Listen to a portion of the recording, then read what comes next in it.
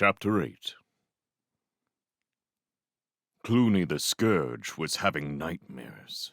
He had laid down in the church mouse's bed for a well-earned rest, while his army was going about its allotted tasks. He should never have tried to sleep on an empty stomach, but weariness overcame his hunger.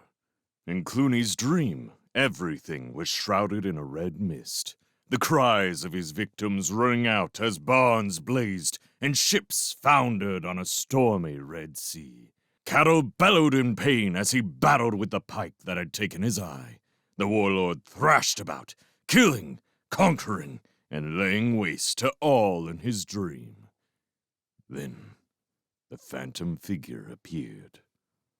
At first, it seemed a small thing. A mouse, in fact, dressed in a long hooded robe.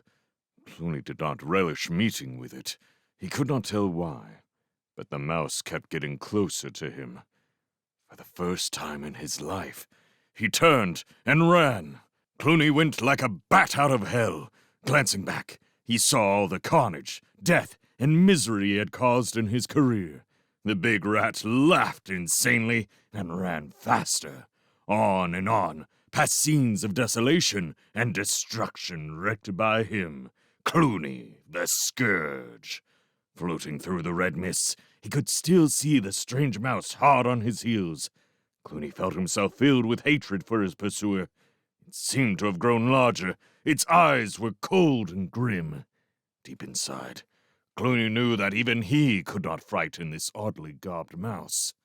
Now, it was wielding a large, bright sword, an ancient weapon of terrible beauty. The battle-scarred blade had a word written upon it that he could not make out. Sweat dripped from Cluny's claws like stinging acid. He stumbled. The strange figure was closer. It had grown into a giant. Cluny's lungs felt as if they were bursting. He realized that he had slowed up, and the mouse was getting closer. He tried to put on an extra burst of speed, but his legs would not obey. They ran more and more slowly, more and more heavily. Cluny cursed aloud at his leaden limbs. He saw he was trapped in deep icy mud. For the first time, he knew the meaning of mindless fear and panic. He turned slowly. Too late. The enemy was upon him. He was rooted helpless to the spot. The avenging mouse swung the sword up high. A million lights flashed from its deadly blade as it struck. Bong! The loud toll of the distant Joseph bell brought Cluny whirling back from the realms of nightmare to cold reality. He shivered, wiping the sweat from his fur with a shaky claw. Saved by the bell. He was puzzled. What did the fearful dream mean? Cluny had never been one to put his faith in omens, but this dream, it had been so lifelike and vivid that he shuddered. A timid paw tapping on the door snapped Cluny from his reverie with a start. It was Rag-Ear and Mange-Fur, his scavengers. They slunk into the room, each trying to hide behind the other, knowing that the poor results of their search were likely to incur the chief's wrath. Their assumption was correct. Cluny's baleful eye watched them as his long, flexible tail sorted through the paltry offerings which had dropped from their claws. A few dead beetles, 2 large earthworms, some unidentifiable vegetation, and the pitiful carcass of a long-dead sparrow. Cluny smiled at Rag-Ear and Mange-Fur. With a sigh of relief, they grinned back at him. The chief was in a good mood. At lightning speed, the big rat's claws shot out and grabbed them both cruelly by the ears. The stupid hinch rats yowled pitifully as they were lifted bodily from the floor and swung to and fro. In a fit of rage, Cluny bashed their heads together. Half senseless, they were hurled towards the doorway, with his angry words ringing in their skulls.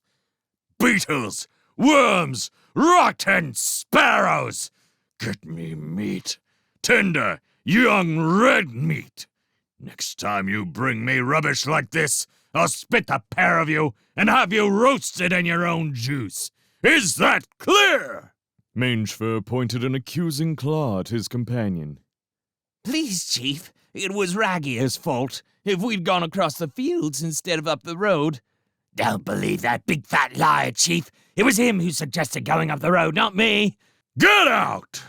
The scavengers dashed off, bumping clumsily into each other with panic as they tried to get through the door together. Cluny slumped back on the bed and snorted impatiently. Frogblood and Scumnose were next to report. They bore news that cheered Cluny up somewhat. They'd obtained over 100 new recruits, mainly rats, but with a good scattering of ferrets and weasels, and the odd stoat. There had been some who needed convincing. These had been press-ganged by a savage beating from Frogblood, coupled with the threat of horrible death. They were soon convinced that the wisest course was to enlist in Cluny's horde. Others were hungry nomads, only too willing to join up with the infamous Cluny.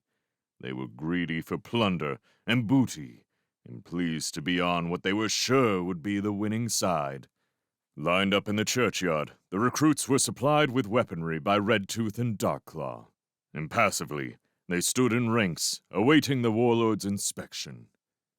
Cluny nodded his approval. Scurvy rats, hungry ferrets, sly weasels, bad stoats. Exactly what he needed. "Read 'em the articles, Redtooth," he snapped. Redtooth swaggered back and forth on the churchyard paving as he recited the formula from memory.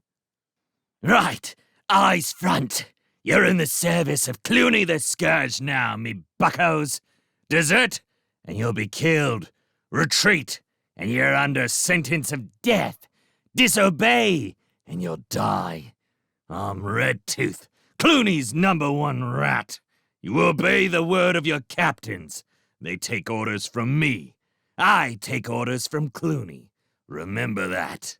Now, if any one, two, or a group, or even all of you together want to try and beat Cluny and lead the horde, this is your chance. Without warning, Cluny charged headlong into the new recruits, lashing out wildly with his scourging tail. He bowled them left, right, and center with his massive strength. Baring his teeth and slitting his eye, he whipped fiercely away until they fell back and scattered in disorder, hiding behind gravestones. Cluny threw back his head and roared with laughter. "No guts, huh? Ha! It's just as well. I don't want dead-ends on my claws before I find a proper battle for you to fight. And make no mistake, when the right time comes, I'll see you fight. Aye, and die too. Now, raise your weapons, and let's see if you know who your master is." A motley collection of evil-looking implements was framed by the cloudless sky, as wild cries rang out from the newly inducted recruits. "Cluny! Cluny! Cluny the Scourge!"